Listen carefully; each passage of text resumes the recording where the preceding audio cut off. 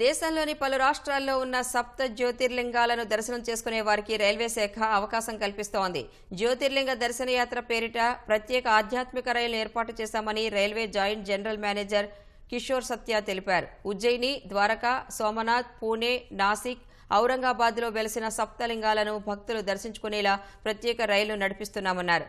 భారత గౌరవ్ టూరిస్ట్ ట్రైన్ల పేరిట రైల్వే శాఖ ఈ తరహా రైళ్లను నడుపుతుందని ఆయన స్పష్టం చేశారు.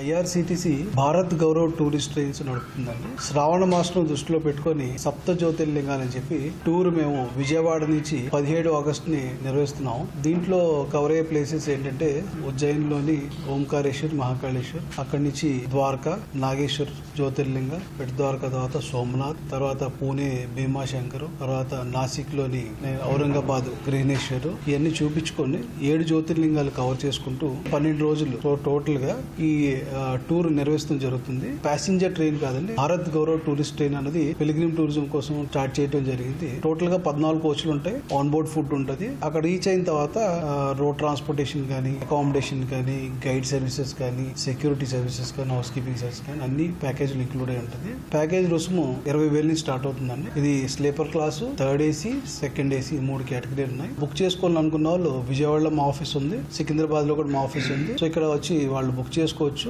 ఎవరన్నా ఆన్లైన్ బుక్ చేసుకోవాలనుకుంటే మా వెబ్సైట్ లో కూడా బుక్ చేసుకోవచ్చు.